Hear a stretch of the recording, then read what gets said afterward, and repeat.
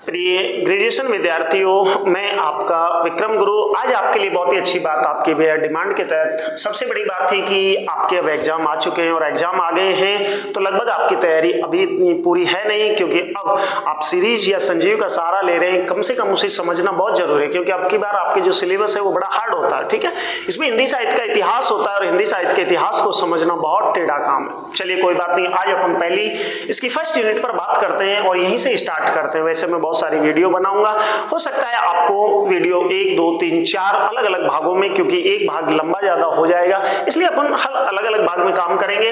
तो आज अपन बात करते हैं हिंदी साहित्य का काल विभाजन। सबसे पहले अपने को अगर हिंदी साहित्य का काल विभाजन करना है तो उससे पहले अपने को सबसे पहले जानना होगा कि आखिर ये हिंदी है क्या। तो हिंदी एक भाषा है और हिंदी भाषा की शुरुआत लगभग कब से हुई, तो पहले अपने को यह जानना जरूरी है हिंदी भाषा की शुरुआत सभी लोगों ने ज्यादातर कितने समय से मानी है, यानी कि 1000 ईस्वी के आसपास से मानी है। अब 1000 ईस्वी से लेकर और आज तक हमारी क्या चल रही है, हिंदी भाषा। अब 1000 ईस्वी से लेकर आज तक जो हिंदी चल रही है उसके इतिहास को विभिन्न काल विभागों में बांटना है। साथ में इसके काल विभाजन को बांटने के लिए बहुत सारे विद्वान हुए। तो आइए अपन स्टार्ट करते हैं। सबसे पहले हिंदी साहित्य का पहला इतिहास अगर किसी ने लिखा तो वो एक विदेशी विद्वान था जिसका नाम था गारसा दे तासी। क्या नाम था भाई? गारसा दे तासी। ध्यान रखना, आपके सीधा प्रश्न आएगा, हो सकता है छोटा प्रश्न आ जाए। पहला ही प्रश्न आएगा कि हिंदी साहित्य का सर्वप्रथम इतिहास लिखने वाला व्यक्ति कौन था? गारसा दे तासी। कहां के विद्वान थे? एक फ्रांस का विद्वान था। कहां का था भाई? फ्रांस। और फ्रांस का विद्वान था तो इसकी मूल भाषा कौन सी थी? फ्रेंच। अब यहां भी आपको थोड़ा सा ध्यान रखना है कि हिंदी साहित्य का जो पहला इतिहास लिखा गया वो कौन सी भाषा में था, तो ध्यान रखना वो हिंदी में नहीं था बल्कि कौन सी में था? फ्रेंच में। अब इस गारसा दे तासी ने अपना जो इतिहास लिखा वो कौन से वर्ष, तो आपने के लिए सबसे बड़ी जरूरी ये भी हो जाती है। और ये इतिहास इन्होंने लिखा था 1839 ईस्वी। तो कुछ चीजें ध्यान रखना, जैसे हिंदी साहित्य का पहला इतिहास किसने लिखा? गारसा दे तासी ने। कहां के विद्वान थे? फ्रांस के। मूल भाषा क्या थी? फ्रेंच। कौन से वर्ष लिखा? 1839 में। अब बात आती है कि इनके इतिहास ग्रंथ का नाम क्या था, तो इनके ग्रंथ का नाम था द इस्तेवार लिटरेतुर एंदुई ए हिंदुस्तानी।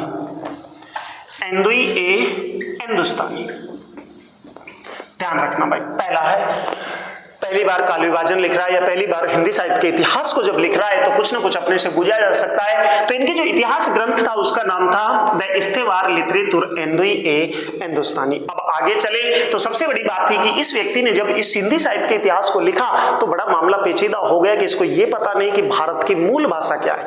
क्योंकि जब ये कार्यालय की तरफ देखा इसने तो मूल भाषा कौन सी बोली जा रही थी? उर्दू बोली जा रही थी। और वैसे आम बोलचाल की भाषा कौन सी थी? हिंदी। और इसीलिए ये भी बेचारा किसमें फंस गया? इसी असमंजस की स्थिति में फंस गया कि भारत की मूल भाषा क्या है। और इसने कौन से कवि जोड़ दिए? हिंदी और उर्दू दोनों के कवियों को मिक्स कर दिया और अपने इस इतिहास में टोटल कितने कवि जोड़ लाया था? 738 कवियों को जोड़ लाया। कितने कवियों को जोड़ा था? 738। उसके बाद 738 कवियों को जब जोड़ा, अब इसने इतिहास लिखा कैसे? तो इतिहास लिखने की बहुत सारी पद्धति होती है, उसी पद्धति में से इसने एक पद्धति अपनाई थी जिसका नाम था वर्णानुक्रम पद्धति।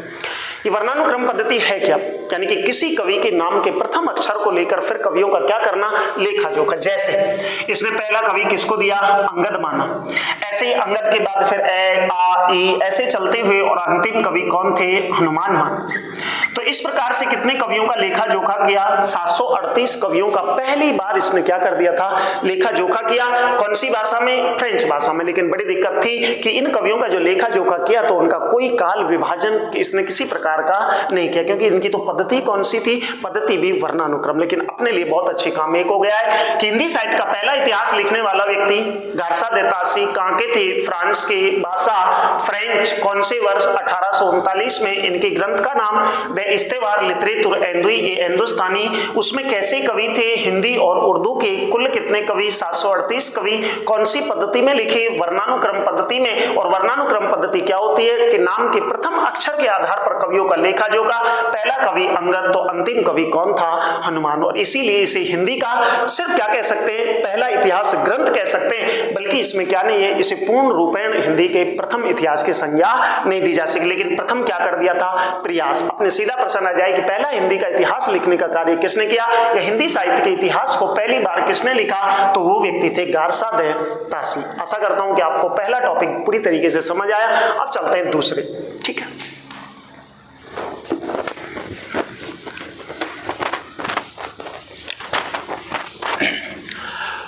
दूसरी बात, गारसादे तासी ने जैसे इतिहास ग्रंथ लिखा तो अब बड़ी दिक्कत आ गई कि हिंदी के कवियों की क्या खुल गई थी, आंखें खुली। उनको पता चला कि एक विदेशी अपना क्या लिख रहा है, हिंदी साहित्य के इतिहास को लिखा। ऐसे में अब दूसरे व्यक्ति आए निकलकर, और दूसरा कौन आया था? शिव सिंह सेंगर जी आए थे। कौन निकल कर आए भाई? शिव सिंह सेंगर। और शिव सिंह सेंगर जी जब आए तो बड़ी दिक्कत थी कि इसने आते के साथ ही किस पर, यानी कि सबसे बड़ी बात है कि मेरे भारतवासियों पर एक काम जरूर है, किसी पर करार आरोपण अच्छे से कर सकते हैं। तो ऐसे ही शिव सिंह सेंगर ने भी गारसादे तासी पर आते के साथ ही क्या लगा दिए, कुछ आरोप लगाए। जैसा कि पहला आरोप कि हिंदी साहित्य के इतिहास को दूसरी भाषा में लिखा नहीं जा सकता, और दूसरी बात कि उसने जो उर्दू के कवि थे तो हिंदी की भाषा में उर्दू के कवियों को जगह नहीं दी जाती। और इन्हीं दो बातों को लेकर अब अपने शिव सिंह सेंगर ने बहुत ही अच्छा ग्रंथ लिखा जिसका नाम था शिव सिंह सरोज। इनके इतिहास का नाम क्या था? शिव सिंह सरोज। और शिव सिंह सरोज को जब इसने लिखा तो यह ग्रंथ प्रकाशित हुआ था 1883 ईस्वी। ठीक है, अब इसने एक काम अच्छा कर दिया कि इसने उर्दू के कवियों को पूरी तरीके से साफ किया, और हिंदी के कुल कितने कवि, लगभग 1003 कवियों को क्या दे दी थी? जगह दे दी थी। यानी कि हिंदी के कुल कितने कवि थे? 1003 कवि। लेकिन बड़ी दिक्कत थी कि ये भी पहली बार कोई काल विभाजन नहीं कर पाया, और इसकी भी जो पद्धति थी वो कौन सी पद्धति थी? वो वर्णानुक्रम पद्धति थी। और इसने भी जब वर्णानुक्रम पद्धति का प्रयोग किया तो बड़ी दिक्कत आ गई थी कि इसे भी हिंदी साहित्य का प्रथम इतिहास की संज्ञा नहीं मिली। लेकिन एक चीज अच्छी हो गई अपने लिए कि पहली बार किसी ने हिंदी भाषा में अगर कोई ग्रंथ लिखा था तो वो कौन सा था? वो शिव सिंह सरोज। यानी कि पहला हिंदी साहित्य का इतिहास जो हिंदी भाषा में था वो शिव सिंह सरोज था। शिव सिंह सेंगर ने 1883 में कुल कैसे कवि ले लिए? अब इसने हिंदी के कवि कितने लिए थे? 1003। लेकिन पद्धति इसकी भी कौन सी थी? वर्णानुक्रम। इसीलिए इसको भी जगह नहीं दी। और इसी प्रकार से अपने कितने काल विभाजन करता? 2 काल विभाजन कर्ताओं को अपन पूरा करते हैं। अब चलते हैं तीसरा।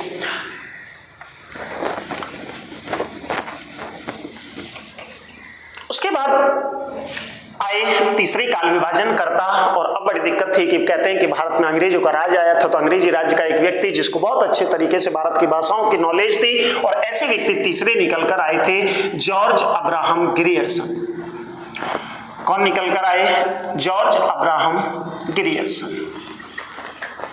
ग्रियर्सन भारत में आए, और जैसे ही भारत में आए तो अब इनको क्या है कि इनको यहाँ भारत की भाषाओं की खोज के लिए बुलाया गया था। और ये भारत की भाषाओं की जब खोज करने लगे तो ग्रियर्सन के सामने बड़ी दिक्कत आ गई थी कि भारतवर्ष एकमात्र ऐसा देश था जहां कदम कदम पर क्या बदल जाते हैं? पानी, और गांव गांव में क्या बदल जाती थी? वाणी। ऐसे में ग्रियर्सन को बड़ी टेंशन हुई, और ग्रियर्सन ने अब हिंदी की खोज के लिए अपने क्या है अस्त्र शस्त्र अपनाए। और हिंदी की खोज के लिए ये व्यक्ति कहाँ गया था? लगभग पूरे भारत में घूमते राजस्थान, और राजस्थान के कौन से जिले में गया? अजमेर में जा पहुंचा। जैसे ही ये अजमेर में गया तो अजमेर में जाकर अब इसने पहला कौन सा ग्रंथ पढ़ा? हिंदी का ग्रंथ। और पहला ग्रंथ कौन सा पढ़ा था? पृथ्वीराज रासो को पढ़ा। किसको पढ़ा भाई? पृथ्वीराज रासो। रचनाकार कौन थे? चंदवरदाई थे। चंद की बहुत ही अच्छी ग्रंथ पृथ्वीराज रासो को पढ़ा, और रासो को जब पढ़ा तो इसको लगा कहीं ना कहीं हिंदी किससे शुरुआत होती है? इन चंद जैसे कवियों से स्टार्ट होती है। इसने चंद को भी खोजा, तो चंद का पता चला कि चंद कैसे कवि हैं? चंद एक चारण कवि, चारण यानी कि भाट कवि। भाट जो राजा महाराजाओं की क्या गाते थे? वृदावली गाते थे। ऐसे कवि को इसने पहली बार खोजा, और जब इसने इन कवियों को खोजा तो इसको लगा कि क्यों ना तू भी अब क्या लिख? हिंदी साहित्य का इतिहास लिख डालो। और आज तक तो इसने भी अब किसको लिखा? हिंदी साहित्य के इतिहास को। और इनका इतिहास ग्रंथ कौन सा था? The modern vernacular literature of Hindustan. Literature of Hindustan को लिखा। बहुत ही अच्छे तरीके से इन्होंने इस ग्रंथ को लिखा, और इसमें पूरी तरीके से हिंदी के कवियों को इकट्ठा करने का इसने काम किया। ये ग्रंथ इन्होंने कौन से वर्ष में? 1828 ईस्वी में लिखा, और इसकी भाषा कौन सी रखी थी? अंग्रेजी, क्योंकि अंग्रेज विद्वान था तो भाषा भी कौन सी रही? अंग्रेजी। और पहली बार ग्रियर्सन ने हिंदी का क्या किया था? काल विभाजन किया। क्या किया भाई? काल विभाजन। अब बात करते काल विभाजन की, तो काल विभाजन के लिए ग्रियर्सन कहता है कि मैं हिंदी की शुरुआत किनसे मानता हूं? चारण कवियों से मानता हूं। मैं आपके लिए काल विभाजन को थोड़ा शॉर्ट में लेता हूं क्योंकि टॉपिक थोड़ा बड़ा है और एक वीडियो में अपने को काल विभाजन फिर बहुत ज्यादा बड़े हो जाएंगे। तो चलते हैं अपन थोड़ी सी देर के लिए काल विभाजन के लिए। इसने सबसे पहले क्या किया कि कवियों की खोज की, और कवियों की जब खोज की, क्योंकि इन्होंने जो काल विभाजन किया मूल रूप में 11 और अंतिम रूप से देखे तो 12 भागों में काल विभाजन हिंदी के इस छोटे से इतिहास को बांट दिया 1000 ईस्वी तक के आज तक। चलते हैं। तो सबसे पहले जॉर्ज ग्रियर्सन कहता है कि मैं चारण कवियों से शुरुआत मानता हूं, तो इसने हिंदी के पहले काल को क्या नाम दे दिया था? चारण काल नाम दे दिया था। आपको ध्यान रखना है कि ग्रियर्सन हिंदी की शुरुआत किनसे मानता है? चारण, और चारणों में भी सर्वश्रेष्ठ चारण किसको मानता है? चंद्रवरदाई को मानता है, और वहीं से हिंदी की शुरुआत और पहले काल को क्या नाम दे देता है? चारण काल। उसके बाद दूसरा इसने कहा कि मैं थोड़ा सा जैसे आगे बढ़ा तो मुझे हिंदी जो मिली तो वो किन के रूप में मिली थी? वो धार्मिक ग्रंथों के रूप में मिली, और धार्मिक ग्रंथों के रूप में मिली तो मैंने उसे क्या कह दिया था? धार्मिक जागरण काल कह दिया। लेकिन यहां थोड़ी सी गड़बड़ हो गई कि ग्रियर्सन क्या कहता है? ग्रियर्सन सीधे तौर पर कहता है कि भारत में जागृति जो आई, यानी कि धार्मिक जागृति जो मैंने देखी वो दो रूपों में देखी है। पहले धार्मिक जागृति जो आई थी वो गौतम बुद्ध और महावीर स्वामी के समय आए, वो पहली जागृति थी। और अब मैं कौन सी जागृति पर आ गया हूं? दूसरी, जो किसके? कबीर और शंकराचार्य जैसे व्यक्ति लेकर। इसीलिए मैं हिंदी के दूसरे काल को क्या नाम दे देता हूं? पुनः धार्मिक जागरण काल नाम दे देता हूं। अब बात आती है तीसरी, तो इन्होंने जैसे ही थोड़ा सा आगे खोजा तो इसे हिंदी कहां मिली? सीधे सीधे इसको किसके पास मिली थी? यानी कि जायसी की कविताओं में मिली। किसकी कविताओं में देखी? जायसी। इसने जायसी के पद्मावत ग्रंथ को पढ़ा, और पद्मावत ग्रंथ को जब पढ़ा तो इसने कहा कि मुझे हिंदी अब जो दिखाई देती है वो किसके पास? वो जायसी की कविताओं में दिखाई देती है। कौन जायसी? ये मलिक मोहम्मद जायसी। उसके बाद चौथी बार जब इसने खोजा तो अब ये सीधे किसके दरबार में जा पहुंचे? मुगल दरबार। और मुगल दरबार में से किसके? अकबर के दरबार में से हिंदी के कवियों को खोज कर लाया, जिनमें जैसे रहीम दास जी जैसे कवि, तो उसको इसने कौन सी श्रेणी में रख दिया था? चौथे भाग, यानी कि मुगल दरबार में रखा। उसके बाद ये कहता है कि मैं 5वें कवियों की जब खोज गया तो मुझे कुछ कैसे कवि मिले थे? सूरदास जैसे कृष्ण कवि मिले, और मैंने 5वें काल को सीधे सीधे कैसे कवि कह दिया था? कृष्ण कवि। उसके बाद इसे संसार का, यानी कि उस समय का सबसे बड़ा हिंदी कवि मिला, और वो कौन? तुलसी। और तुलसी को इसने बहुत ही अच्छी तरीके से कौन सी में रख दिया था? राम काव्य में रखा था।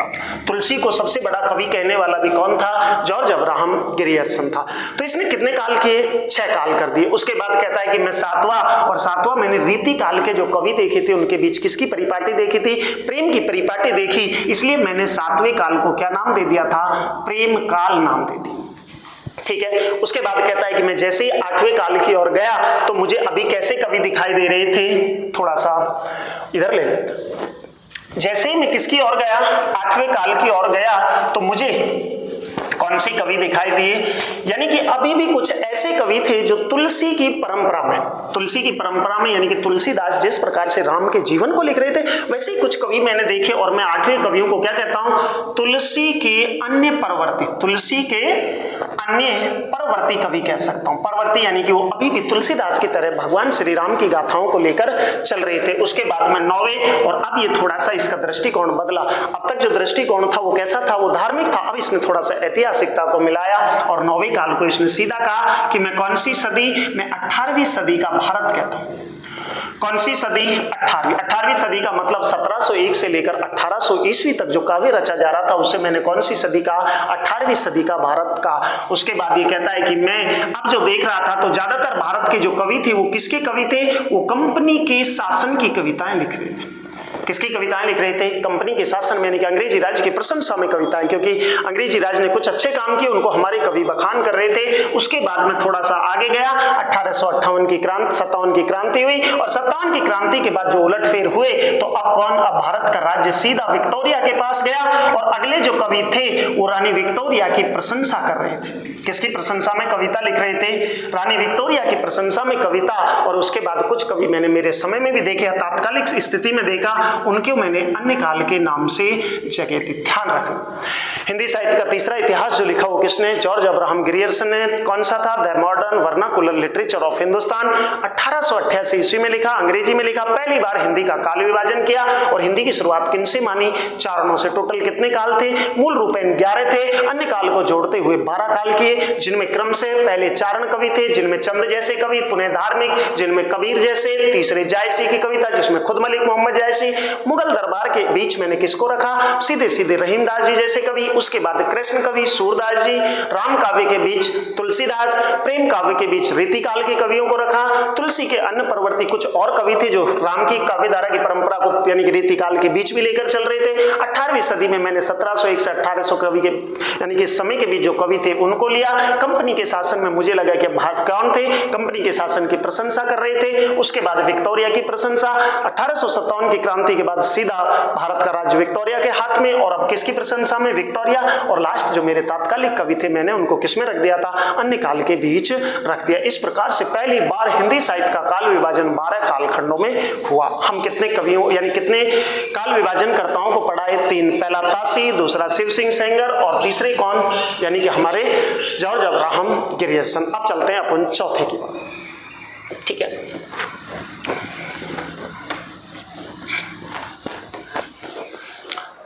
जैसे ही ग्रियर्सन ने अपना काल विभाजन लिखा उसके बाद कौन आ गए थे, मिश्र बंधु आए थे। कौन आए भाई, मिश्र बंधु। मिश्र बंधु कितने भाई थे, 3 भाई थे। 3 भाई में कौन, जैसे गणेश बिहारी मिश्र, क्या नाम था भाई, गणेश बिहारी मिश्र। दूसरा श्याम बिहारी मिश्र, और तीसरा सुखदेव बिहारी मिश्र। कौन सा था भाई, सुखदेव बिहारी मिश्र। 3 भाई थे। तीनों भाइयों ने देखा कि क्या चारणों से हिंदी की शुरुआत हो सकती है, नहीं ऐसा तो नहीं हो सकता, क्योंकि हिंदी 1000 में एकदम से तो पनपी नहीं और एकदम से चारणों के बीच नहीं। हिंदी से अगर पूर्व गए तो ये लोग कहां तक जा पहुंचे, पूर्व हिंदी से पहली जो भाषा थी अपभ्रंश और अवहट्ट में जा पहुंचे, और अपभ्रंश और अवहट्ट में जब जा पहुंचे तो इन्होंने वहीं से किसकी शुरुआत कर दी, यानी कि हिंदी के कवियों की शुरुआत कर दी। और तीनों भाइयों ने मिलकर एक बहुत अच्छा ग्रंथ लिखा जिसका नाम था मिश्र बंधु विनोद लिख डाला। इनके इतिहास ग्रंथ का नाम क्या था, मिश्र बंधु विनोद लिखा था। अब मिश्र बंधु विनोद जब इन्होंने लिखा तो इसका पहला ही भाग 1913 में, उसके बाद इसके कई भाग थे, 4 भाग पीछे तक प्रकाशित होते रहे। मिश्र बंधु विनोद में इसने सबसे पहले क्या किया, फिर काल विभाजन का काम किया, और काल विभाजन के लिए ये थोड़े से कहां जा पहुंचे, अपभ्रंश की ओर जा पहुंचे। तो इन्होंने कहा कि नहीं, हम नहीं मानते कि किससे शुरुआत, हम चारणों से शुरुआत नहीं मानते, बल्कि हिंदी तो पूर्व से चली आ रही थी, और पूर्व से चली आ रही थी तो हम हिंदी के पहले काल को क्या नाम देते हैं, यानी कि आरंभिक काल नाम दे देते हैं। क्या नाम दे दिया इन्होंने, आरंभिक। आरंभिक का मतलब हिंदी पूर्व में चल रही थी, और पूर्व में कौन सी भाषा में, अपभ्रंश के बीच भी कौन सी भाषा चल रही थी, यानी कि अपनी हिंदी भाषा चल रही, इसलिए पहली बार ये कौन सा काल देते हैं, आरंभिक काल। ठीक है, अब आरंभिक काल जब दिया तो मिश्र बंधुओं ने हिंदी का पहला कवि बदल दिया, और इन्होंने पहला कवि किसको मान लिया था, ये ध्यान रखने की बात है, पुष्य या पुंड को मान लिया था। किसको मान लिया था भाई, पुष्य या पुंड। नाम हिंदी का सा तो लग ही नहीं रहा है तो अपभ्रंश का, लेकिन इन्होंने हिंदी का पहला कवि किसको मान लिया था, पुष्य या पुंड, और इसी के आधार पर हिंदी का पहला काल आरंभिक काल। उसके बाद इन्होंने कहा कि दूसरे काल, और दूसरे काल को जब ये बांटने लगे तो इन्होंने सीधे सीधे उसे माध्यमिक काल कह दिया था। इन्होंने इतिहास को थोड़ा ज्यादा ध्यान में रखा, और इन्होंने कहा कि अब 12 कालखंडों में बांट देना ये तो मूर्खताओं का काम है। ऐसा किस पर आरोप लगाया था इन्होंने, ग्रियर्सन पर आरोप लगाया। ग्रियर्सन 12 कालखंडों में छोटे से काल को 1000 से लेकर कब तक के 1913 के काल को तू कितने भागों में बांट रहा है, 12 भागों में। नहीं इतने नहीं, तो इन्होंने दूसरे काल को क्या कह दिया, माध्यमिक काल। उसके माध्यमिक काल के बीच इन्होंने किसको रखा, यानी कि सीधे सीधे भक्तिकालीन जो भी कवि थे सब किसमें रख दिए थे, माध्यमिक काल। अब आते हैं कौन से काल की ओर, तीसरे काल में इसमें रीतिकाल। और रीतिकाल के कवियों को देखा था कि वो कवि नहीं थे, बल्कि वो क्या कर रहे थे, वो भाषा की सजावट पर ध्यान दे रहे थे। जैसे एक उदाहरण अपन लेते हैं किसका, बिहारी का। बहुत ही अच्छा उदाहरण है कि कौन सा, कहत नटत रीझत खिजत मिलत खिलत लजियात भरे भवन में करत है नैनन ही सो बात। यानी कि देखो कितनी अच्छी तरीके से क्या दे रहे थे, शब्दों की सजावट पर। इसीलिए इन्होंने सजावट के आधार पर तीसरे काल को बहुत ही अच्छी तरीके से नाम दिया, और क्या नाम दे दिया था, अलंकृत काल कह दिया, कि हम रीतिकाल को किस नाम से पुकारते हैं, हम अलंकृत। उसके बाद ये आगे गए, और आगे जब बढ़े तो इन्होंने कौन सा काल, चौथे, और चौथे काल को इसने कहा कि 1857 की क्रांति के बाद भारत में बहुत बड़ा बदलाव आया, और बदलाव जब आता है तो मैं उसको क्या नाम देता हूं, परिवर्तन काल। और फिर उसके बाद इसके साथ जो कुछ कवि थे उनको इन्होंने किसमें मान लिया था, उनको वर्तमान काल का कवि कहकर संबोधित कर दिया। यानी कि मिश्र बंधुओं ने ग्रियर्सन के जिस प्रकार से 12 कालखंड थे उनको शॉर्ट करते हुए कितने कर दिए थे, 5 भागों में कर दिए। लेकिन फिर उन्होंने सोचा कि हम तो गड़बड़ कर बैठे। गड़बड़ क्या कर बैठे कि आरंभिक काल में कुछ कैसे थे, यानी कि पीछे के साहित्य, पीछे के जैसे कौन से, सिद्धनाथ जैन, वो अलग हो जाते हैं, रस और लौकिक अलग हो जाते हैं, मामला फंस गया। आगे चलकर इसने आरंभिक के कितने भाग कर दिए, 2 भाग कर दिए। कौन कौन से? एक पूर्व आरंभिक और एक उत्तर आरंभिक। ये लो मामला इनका भी गड़बड़ हो गया। आरंभिक के कितने भाग किए? 2, एक पूर्व आरंभिक और एक उत्तर आरंभिक। उसके बाद माध्यमिक, माध्यमिक में फिर देखा कि तुलसी तो बड़ा परिपक्व आदमी है, वो तो बहुत अच्छा प्रौढ़ आदमी है, और प्रौढ़ होने के नाते माध्यमिक के भी कितने भाग कर दिए? 2, एक पूर्व कर दिया और एक प्रौढ़ माध्यमिक कर दिया। क्या कर दिया भाई? पूर्व माध्यमिक और प्रौढ़ माध्यमिक। उसके बाद अलंकृत, रीति काल में भी 3 प्रकार के कवि थे, लेकिन मूल रूप से उस समय तक 2 ही पता था, रीतिबद्ध और रीतिमुक्त। उन दोनों को भी इसने अलग किया और उनको भी 2 भागों में कर दिया, एक पूर्व और एक उत्तर।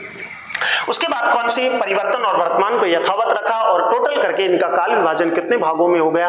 8 कालखंडों में हो गया। कहां किसकी आलोचना करने चले? ग्रियर्सन की, कि ग्रियर्सन 12 में नहीं, खुद कितने में बांट बैठे? 8 में। इसलिए इसको भी हिंदी का क्या नहीं कहा गया? एक अच्छा काल विभाजन। लेकिन ये कौन सा प्रयास था? ये चौथा प्रयास था। बहुत अच्छा प्रयास किसने किया? मिश्र बंधुओं ने किया था। ठीक है, इस प्रकार से मिश्र बंधुओं का काल विभाजन मूल रूप से 5 और गौण रूप से 8 भाग निकल कर आते हैं। अब चलते हैं सबसे बड़े अच्छे काल विभाजन करता और नेक्स्ट आते हैं।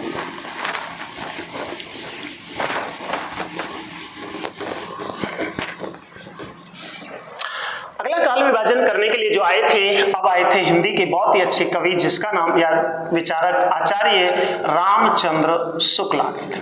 कौन निकल कर आए थे भाई? आचार्य रामचंद्र शुक्ल। अब बात करेंगे किसकी? आचार्य रामचंद्र शुक्ल। और शुक्ल जब पहली बार इतिहास लिख रहा था तो इसने कहा कि मैं इतिहास लिखने की एक नई पद्धति को जन्म देता हूं, और अब इसने जो इतिहास लिखा वो हिंदी की एक नई पद्धति से लिखा, और वो थी विधेयवादी पद्धति। कौन सी थी? विधेयवादी। विधेयवादी पद्धति का मतलब यानी कि पाश्चात्य प्राचीन, कौन एक जापानी या विद्वान निकल कर आए थे, तैन। उसने कहा कि आप जरूरी नहीं कि आप किसका, यानी कि आप हिंदी का ही इतिहास लिखो, किसी का भी इतिहास लिखिए। आपको इतिहास लिखने के लिए कितने तत्व चाहिए? 3। कौन कौन से? जाति, वातावरण और समय चाहिए। इन तीनों ही तत्वों को ध्यान में रखते हुए अब कौन बढ़ते हैं? आचार्य रामचंद्र शुक्ल चलते हैं। और शुक्ल जब चलते हैं तो हिंदी की पहली बार खोज के लिए चलते हैं, और खोज के लिए गए तो ये भी किनके पास जा पहुंचे? उन्हीं चारणों के पास जा पहुंचे। लेकिन अब चारणों की किसको लेकर आए? विशेष व्यवस्था यानी कि विशेषता को, क्योंकि वातावरण के तहत इन्होंने विशेषता, और विशेषता को लिखने के लिए इन्होंने पहले ही काल को शुरुआत जब की तो ये शुरुआत करते हैं वीर गाथा काल से। लेकिन अब इसको जब लिखने लगे तो इनका एक बहुत ही अच्छा ग्रंथ बना, और इनके ग्रंथ का नाम था हिंदी साहित्य का इतिहास। तो ध्यान रखना भाई, हिंदी साहित्य का इतिहास जो लिखा था वो किसने लिखा? ये आचार्य रामचंद्र शुक्ल ने 1929 ईस्वी में पहली बार जब ये प्रकाशित हुआ तो शब्द सागर की भूमिका के नाम से, है ना, हो सकता है आपसे प्रश्न पूछ ले कि हिंदी साहित्य का इतिहास शुक्ल का तो किस नाम से प्रकाशित हुआ? शब्द सागर की भूमिका के नाम से हुआ। किसके नाम से हुआ? शब्द सागर की भूमिका। और इसी में इसने अब क्या किया, यानी कि हिंदी के काल विभाजन को किया, और काल विभाजन के लिए पहली बार इसने क्या नाम दे दिया था? वीर गाथा। इसने कहा कि कुछ चारण कवि थे, और वो चारण कवि क्या कर रहे थे? राजा महाराजाओं के दरबार में रहकर राजा महाराजाओं की वीरताओं का बखान कर रहे, और उन्हीं वीरताओं का बखान करने के लिए मैंने हिंदी के पहले काल को क्या नाम दे दिया? वीर गाथा काल। आगे बढ़े, आगे इन्हें जो विशेषता मिली थी वो किसकी मिली? वो भक्ति। और भक्ति की जब विशेषता मिली तो इसने हिंदी के दूसरे काल को क्या नाम दे दिया था? भक्ति काल। लेकिन अब इसका नामकरण के साथ साथ समय भी बड़ा अच्छा है, तो मैं वो भी आपको साथ लिखता हूं। सबसे पहले इसने वीर गाथा काल, और इसको कितने में? 1050 विक्रम संवत से 1375 विक्रम संवत। ध्यान रखना भाई, विक्रम संवत है, और अब इसको ईस्वी जब आप बनाओगे तो कितना? 57 लेस कर देना, है ना, यानी कि 57 वर्ष घटा देना, और 57 घटाए तो वही 993 ईस्वी के आसपास, यानी कि 1000 ईस्वी से हिंदी की शुरुआत मानता है। दूसरे काल को इसने भक्ति काल, और भक्ति काल के लिए समय इसने दिया था 1375 विक्रम संवत से 1700 विक्रम संवत। कौन लेकर आए? दूसरे काल को कौन लेकर आए? भक्ति। इन्होंने कहा कि भारत में अब क्या है, एक जनता, हिंदू जनता उत्साह से भरी हुई थी, और अचानक मुस्लिमों का आक्रमण जब हुआ तो हिंदू जनता क्या हो गई? हताश और निराश हो गई, और निराश होकर किसकी शरण में जा बैठी? भगवान की शरण में। और भगवान की शरण में जाकर क्या थी? भक्ति। आगे चलकर इसने भक्ति के 2 रूप बताए, निर्गुण सगुण, लेकिन उनको अपन अगले चैप्टर में पढ़ेंगे। अभी सिर्फ अपन क्या पढ़ते हैं? इनका काल विभाजन। उसके बाद बात करते थे, इसने कहा कि धीरे धीरे कवियों की फिर क्या बदली? एक रीति बदली, परंपरा बदली, या फिर उनकी क्या है? प्रक्रिया बदली। और तीसरे कवियों को मैं श्रेणी में रखता हूं रीति काल। रीति काल, रीति मतलब कोई परंपरा, और कहते हैं कि परंपरा क्या थी? संस्कृत की काव्य शास्त्रीय परंपरा को अब कौन से कवि ले आए? हिंदी के कवि। ठीक है, इन बातों पर अभी और डिटेल से बात करेंगे। एक बार अपन काल में, तो रीति काल, और रीति काल के लिए इसने समय दिया था, यानी कि 1700 विक्रम संवत से 1900 विक्रम संवत। ठीक है, कितने काल हो गए? 3। उसके बाद इसने चौथा और चौथे काल को क्या नाम दे दिया था? गद्यकाल नाम दे दिया। क्या नाम दिया भाई? गद्यकाल। इसने कहा कि अब जैसे ही रीतिकाल समाप्त हुआ तो गद्य की बहुत सारी विधाएं 1800 ईस्वी के आसपास निकली, जैसे कौन कौन सी? नाटक, संस्मरण, रेखा चित्र, ठीक है, डायरीज, उपन्यास, ठीक है, आत्मकथा, जीवनी, दुनिया भर की क्या निकल के आई गद्य विधा। और उन्हीं विधाओं को ध्यान में रखते हुए मैंने इसको क्या नाम दे दिया? गद्यकाल। और गद्यकाल की शुरुआत ये मानता है 1900 विक्रम संवत से 1984 विक्रम संवत तक। कब तक मानता है भाई? 1984। ये इनका एक विशेष समय काल था, ठीक है। और कितने? इसने 4 कालखंडों में अपने कौन से हिंदी साहित्य के इतिहास में 1929 में आचार्य शुक्ल ने विधेयवादी पद्धति से क्या बांट दिया था? हिंदी साहित्य का इतिहास बांटा।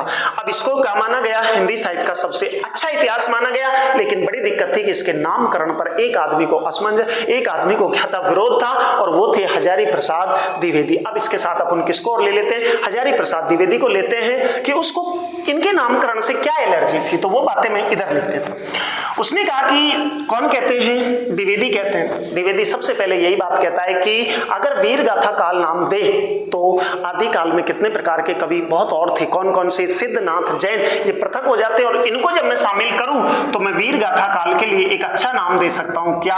आदि काल नाम। क्या नाम दूंगा भाई? आदिकाल नाम दूंगा, ठीक है। आदि का मतलब जो प्राचीनता से चली आ रही ऐसी एक भाषा कौन सी थी? हिंदी। उसके बाद कौन सा? भक्ति काल। कौन कहता है? सीधे सीधे द्विवेदी कहता है। वैसे तो सबसे बड़ा आरोप उसने लगाया कि भक्ति उदय मुस्लिमों से नहीं हुई, क्योंकि भक्ति के उदय पर कौन? हजारी प्रसाद द्विवेदी कहते हैं कि भारत में भक्ति का उदय जो हुआ था वो किससे हुआ? वो दक्षिण से हुआ। दक्षिण में संत थे 2 प्रकार के। कौन कौन? एक संत थे आलवार और दूसरे नैनवार, ठीक है। आलवार किसके? विष्णु के। नैनवार शिव के उपासक। आलवारों की संख्या 13, नैनवारों के 12, नैनवारों के 63। और ये क्या थे? यही निर्गुण और सगुण। और इसी भक्ति को कौन कहते हैं कि भक्ति द्राविड़ उपजी लाए रामानंद। और इसको उत्तर तक कौन लेकर आया था? रामानंद लेकर आया। और रामानंद जब लेकर आया तो कुछ कवि भक्ति के नहीं थे, और जब भक्ति के कवि नहीं थे तो मैं इसको क्या कहता हूं? मैं इसको मध्यकाल नाम देता हूं। क्या नाम देता हूं भाई? मध्यकाल। क्योंकि भक्ति नाम देने से कुछ कवि इससे पृथक हो जाते हैं। उसके बाद कौन सी? रीतिकाल। और रीतिकाल के लिए कौन? द्विवेदी इतना अच्छा नाम नहीं सुझा पाए, और इसको भी क्या नाम दे दिया था? मध्यकाल। अब इसने मध्यकाल के कितने भाग किए? 2। ऊपर वाले मध्यकाल को पूर्व कह दिया, नीचे वाले को उत्तर। लेकिन अब सबसे ज्यादा अच्छा मत जो द्विवेदी ने दिया वो किस पर? वो गद्य पर दिया। उसने कहा कि गद्य के कवि क्या थे? पद के कवि। और पद के ही गद्य के। अरे इन कवियों में मैंने जो देखी थी वो विशेष थे, वो आधुनिकता थी, परंपराओं को तोड़ने वाले कवि थे, नवीनता को अपनाने वाले कवि थे। इसलिए गद्य काल के लिए मैंने क्या नाम दे दिया? आधुनिक काल नाम दे दिया। अब बड़ी दिक्कत आ गई, बहुत सारे काल विभाजन किए गए, लेकिन अंत में अपने जो इतिहासकार थे, यानी कि जो इसको स्वीकार करने वाले काल विभाजन, और इनमें से अपन ने कितने कालों को स्वीकार किया? 4 काल। द्विवेदी का जहां हमने कौन सा नाम लिया? आदिकाल। समय वही रखा 1050 से 1375 विक्रम संवत। समय हमने शुक्ल का रखा, बस किसका बदल जाएंगे? गद्यकाल। उसके बाद इनका क्या नहीं स्वीकार किया? पूर्व मध्यकाल, और बल्कि किसका? आचार्य शुक्ल का भक्ति काल। तो हिंदी का पहला काल आदिकाल, दूसरा भक्ति काल किसका? शुक्ल का। तीसरा सबसे अच्छा काल किसका था? आचार्य शुक्ल। और तीसरे काल रीतिकाल को स्वीकार किए गए, और चौथे काल में कौन स्वीकार किया? आधुनिक काल। और समय बदल दिया 1900 विक्रम संवत से 1984 को हटाकर 1857 ईस्वी से आज तक कर। और इस प्रकार से हमारा काल विभाजन बहुत सारे विचारकों ने किया। सबसे पहले गारसा दत्तासी आए, फिर शिव सिंह सेंगर आए, फिर जॉर्ज अब्राहम ग्रियर्सन आए, फिर मिश्र बंधु आए, फिर कौन? आचार्य रामचंद्र शुक्ल आया, और अंत में हजारी प्रसाद द्विवेदी। और सबके इस मिश्रण को सुलझाते हुए अंत में 4 काल स्वीकार किए गए। आशा करता हूं विद्यार्थियों आपको ये 30 मिनट की वीडियो में पूरी बातें स्पष्टतः समझ आ गई होंगी, और यहीं से अपना पहले प्रश्न पूरी तरीके से आएगा। ये 30 मिनट की वीडियो कंटिन्यू यथावत देखें और आराम से क्लियर करिए, ठीक है।